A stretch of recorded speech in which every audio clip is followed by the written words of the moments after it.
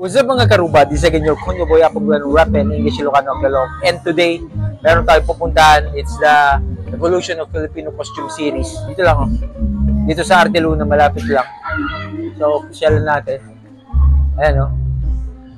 So, pag pumunta kayo rito sa Poway Church, malapit lang yung Arte Luna. Adjacent lang. So, ayan, oh. Colors of Heritage. The journey through Ilocano and Filipino culture. Okay, so here there are total of 69 dolls representing significant costumes worn by selected cultural groups. Tingnan natin yung mga iba't ibang ano. Ito, ita to eh. Siya yung ikalahan, child ikalahan. Bata siya, child eh. So, ito. Male and female ilakahan. Ano? Ano? Male and female ilakahan. Ano? Oh, ayan. So, ito yung mga taga-buntok. Ayan. Hello. Kilala ko yun. So, ayan. So, marami pa rito. May mga Ilocano Gala dress ito. Ilocano Gala dress. And dito rin yung ano ba to? Kalinga woman. Yung mga taga-Kalinga. Shoutout sa mga taga-Kalinga na kilala ko. Kalinga woman and Kalinga man. Ganito yung mga damit ninyo nung mga unang panahon. Okay. So shoutout din sa mga Raha. Raha na taga Mindanao siguro. Raha Lacandula and Raha Lacandula's wife. Ano? So they're social. So, andito yung mga Pampango peddler. So, I guess, taga Pampanga sila. Pero peddler sila, I guess, umiikot-ikot. Ambulant vendor. So, ayan po yung mga damit nila. So, malapit lang sa Manila. And this is the Bontok man and Bontok women. Ano, dito tayo sa Tagalog Noble Woman. Yung mga Tagalog Noble Woman nandito. Ayan. Ayan, and Tagalog Nobleman. Yan. Pag Tagalog Nobleman ka dati, kalbo ka. Kalbo. So, ayan. So, ito naman yung upper class. Medyo upper class sila. Noong 1670 to 1720 daw. Yan. Ganyan yung mga damit nila. Yung mga sosyalan, mga social climber. So, ito rin yung mga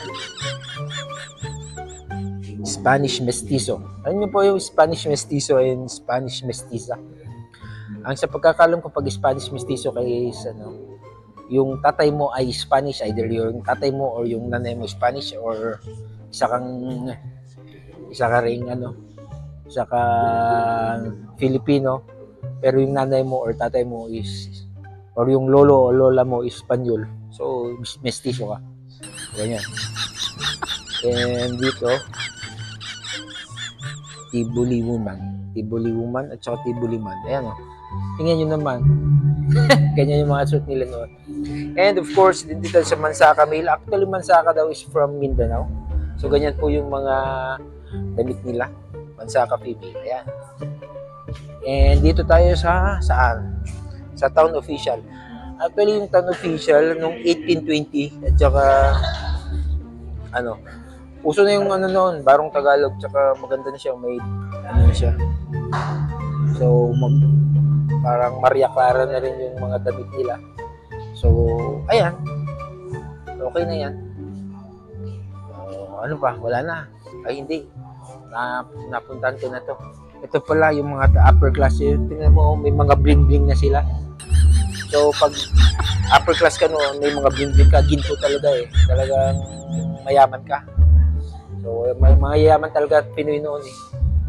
So, they're rich. We are rich in culture and rich in gold. Okay? So, ayun. Nasaan na yung kasama ko? Uwi na tayo. So, that's it. Natapos rin.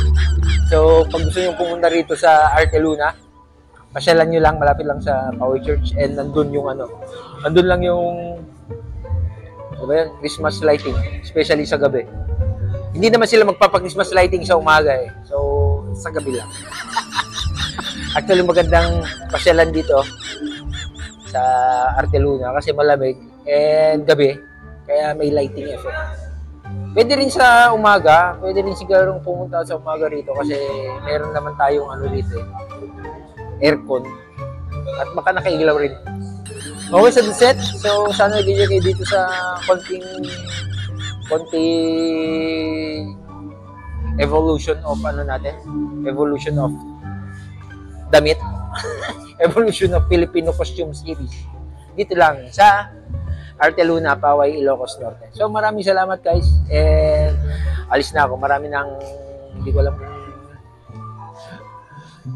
nag-aabang sa akin. Bye bye guys, peace out, bye.